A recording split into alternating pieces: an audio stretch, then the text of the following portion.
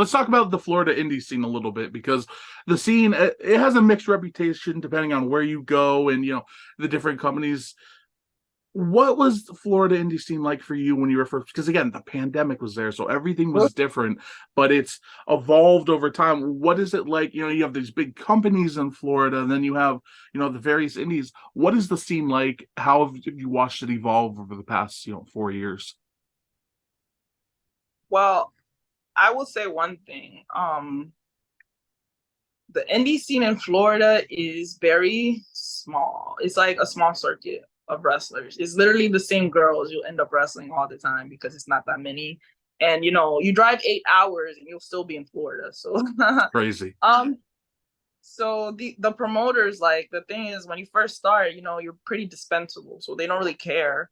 And they can pay anybody that's closer to like wrestle, especially if you live further. So it was really hard, especially in Miami. Like, a lot of wrestling happened up north, like Mhm. North Florida, like Orlando area, that type of stuff. So if you live in Miami, it's tough luck. You're not really gonna make any money. You're really gonna make enough to just get there. Did But it's you? like, Oh, sorry. it comes with the art. When you first start, you don't really make money, but you do it because of the art.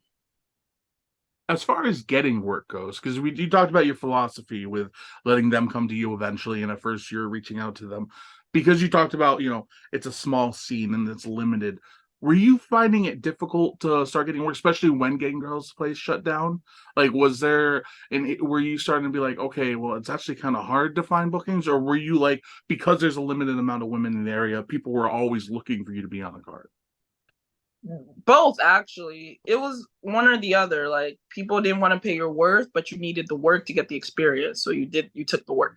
So it was either, and people needed the women too, because there's not that many women. So you also get the work.